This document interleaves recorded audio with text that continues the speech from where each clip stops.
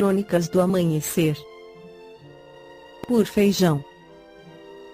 Centro Espírita Allan Kardec de Balneário Gaivota, 4 de junho de 2021. Entrevista mostra que Harry e Meghan repetem história de Diana parte 3. É impossível para conhecedores da família real ou espectadores de The Crown assistirem à entrevista do agora ex-príncipe Harry e Meghan Markle concedida à Oprah Winfrey sem traçar alguns paralelos.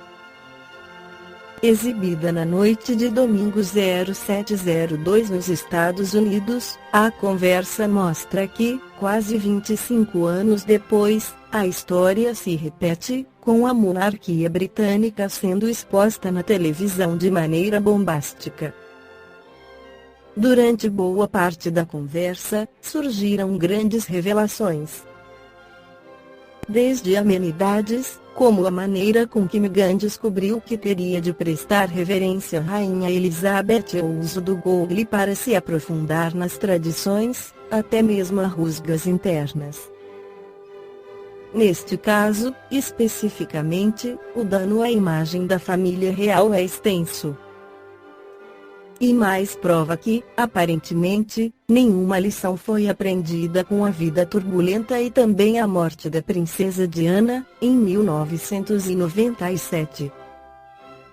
Em conversa com a apresentadora, Meghan afirma que nunca se sentiu tão sozinha. Isolada no palácio, não podia sair para encontrar as amigas.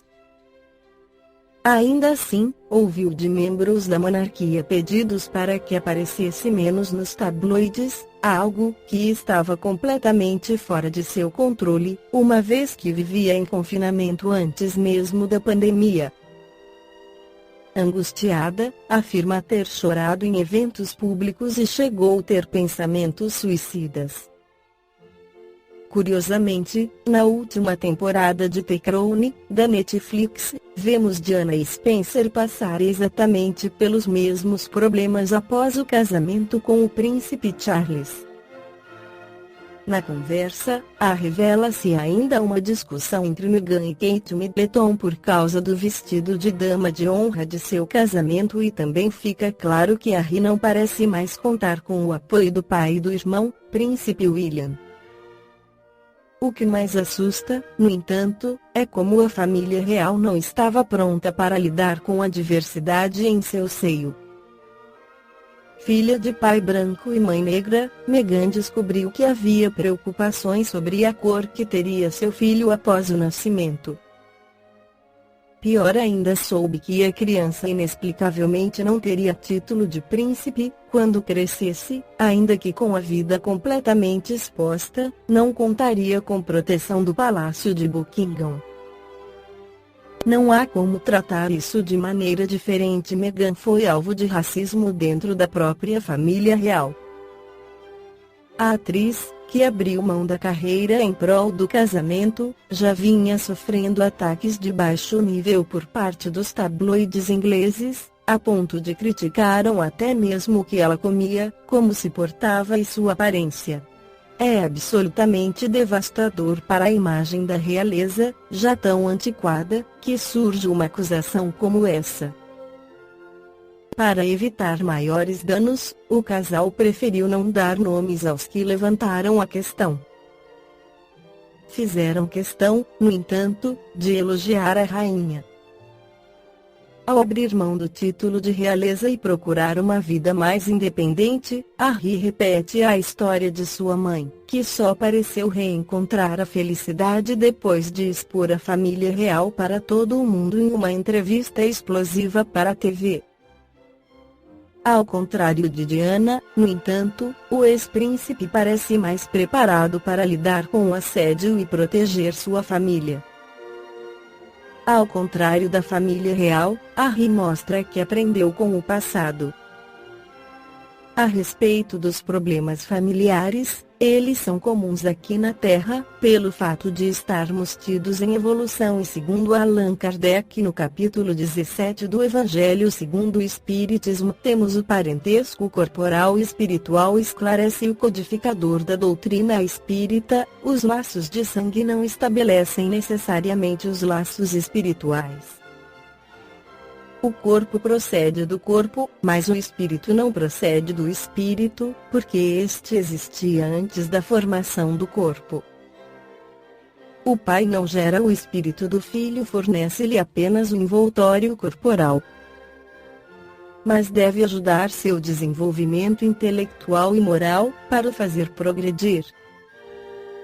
Os espíritos que se encarnam numa mesma família, sobretudo, como parentes próximos, são os mais frequentemente espíritos simpáticos, ligados por relações anteriores, que se traduzem pela afeição durante a vida terrena.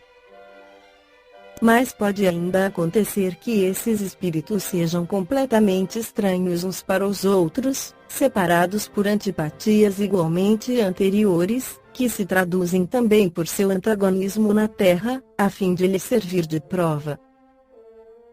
Os verdadeiros laços de família não são, portanto, os da consanguinidade, mas os da simpatia e da comunhão de pensamentos, que unem os espíritos, antes, durante e após a encarnação.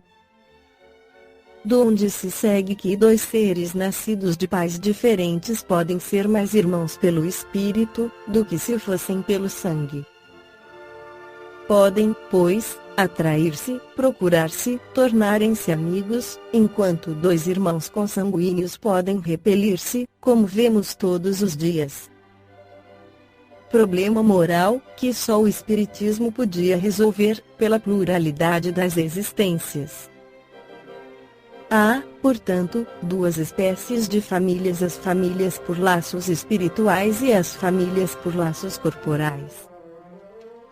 As primeiras, duradouras, fortificam-se pela purificação e se perpetuam no mundo dos espíritos, através das diversas migrações da alma.